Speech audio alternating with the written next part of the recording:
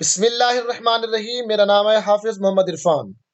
احباب ذی وقار، آج ایک طویل حدیث، جو حدیث آپ کی اور میری زندگی کو تبدیل کر سکتی ہے، ہمارے اندر کافی ساری تبدیلی لے کر آ سکتی ہے، وہ حدیث آپ سب کی خدمت میں عرض کرنے لگا ہوں۔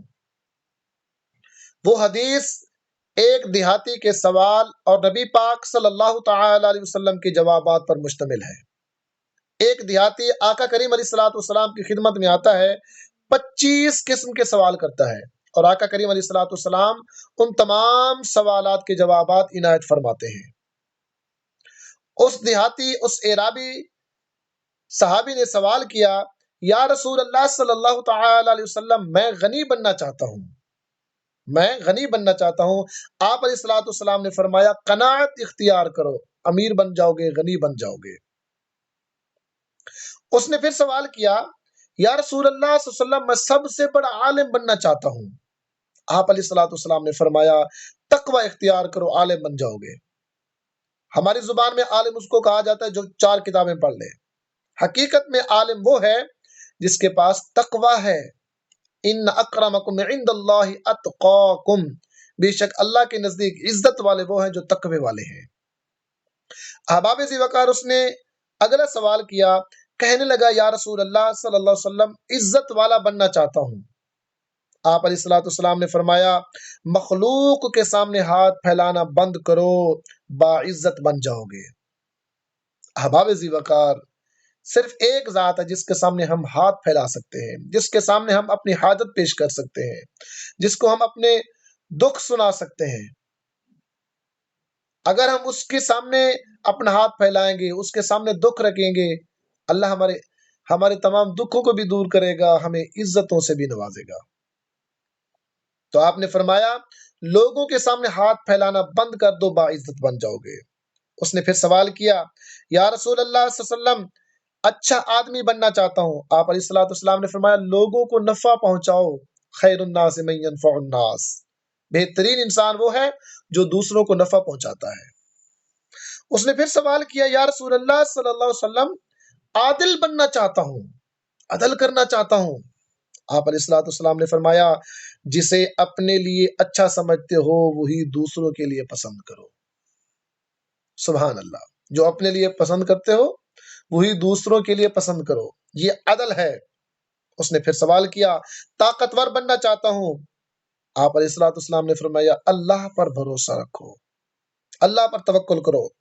اس نے سوال کیا، اللہ کے دربار میں خاص درجہ چاہتا ہوں۔ آقا کریم علیہ الصلوۃ والسلام نے فرمایا، کثرت سے ذکر کرو، اللہ اللہ، اللہ کو یاد کرو۔ اس نے کہا، یا رسول اللہ، رزق کی کشادگی چاہتا ہوں، رزق میں اضافہ ہو۔ آپ علیہ الصلوۃ والسلام نے فرمایا، ہمیشہ باوضو رہا کرو۔ اس نے پھر سوال کیا، دعاؤں کی قبولیت چاہتا ہوں۔ آپ علیہ الصلوۃ والسلام نے فرمایا، حرام نہ کھاؤ۔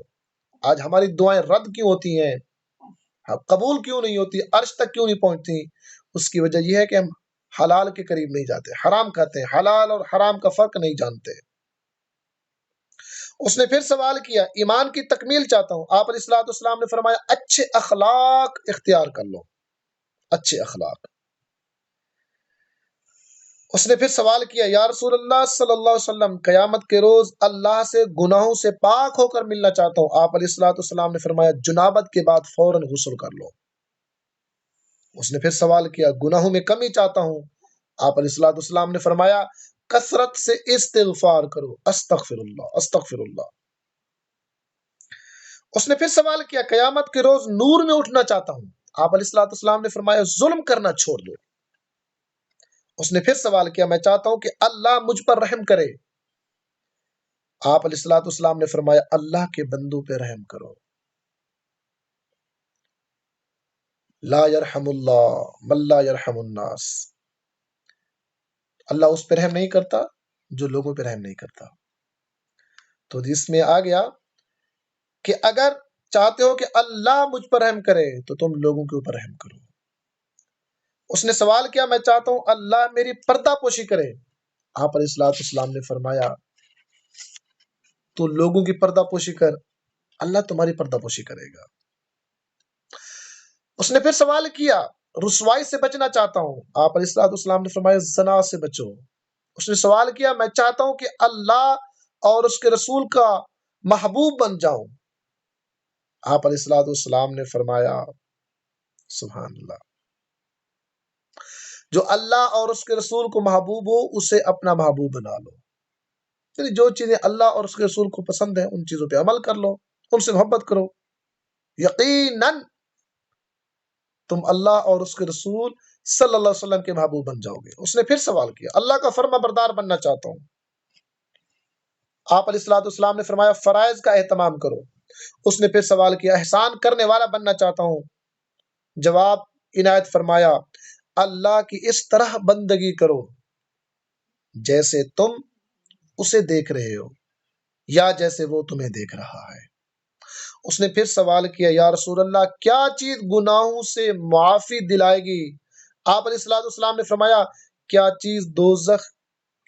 آپ علیہ السلام نے فرمایا آنسو، عاجزی اور بیماری۔ اس نے پھر سوال کیا چیز دوزخ کی آگ کو ٹھنڈا کرے گی؟ آپ علیہ السلام نے فرمایا دنیا کی مصیبتوں پر صبر۔ سوال کیا اللہ کے غصے کو کیا چیز ٹھنڈا کرے گی؟ جواب فرمایا چپ کے صدقہ اور صلہ رحمی۔ اس نے پھر سوال کیا سب سے بڑی برائی کیا ہے؟ آپ نے فرمایا برے اخلاق اور بخل۔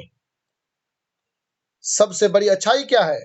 آپ علیہ السلام نے جواب عنایت فرمایا اچھے اخلاق، تواضع اور صبر۔ اس نے آخری سوال کیا اللہ کے غصے سے بچنا چاہتا ہوں۔ آقا کریم علیہ السلام نے فرمایا لوگوں پر غصہ کرنا چھوڑ دو، اللہ تم پر غصہ نہیں کرے گا۔ احباب ذی وقار، یہ وہ 25 سوالات تھے۔ کاش کہ ہم ان 25 سوالات میں سے اکثر سوالات پہ عمل کر لیں، اکثر جوابات حضور صلی اللہ علیہ وسلم کے جو عنایت فرمائے گئے ہیں ان کو ہم اپنی زندگی کے اندر لے کر آئیں تو یقیناً ہماری زندگی کے اندر ایک ایسا انقلاب آ سکتا ہے، ایک ایسی تبدیلی آ سکتی ہے، سبحان اللہ، ہماری دنیا بھی بہتر ہو جائے گی، ہماری آخرت بھی بہتر ہو جائے گی۔ اگر آپ اپنی زندگی کو بہتر کرنا چاہتے ہیں تو آپ رسول اللہ صلی اللہ علیہ وسلم کی زندگی پر عمل کرو، آپ علیہ السلام کے فرامین پر عمل کرو۔ دعا ہے اللہ تعالیٰ میں عمل کرنے کی توفیق عطا فرمائے۔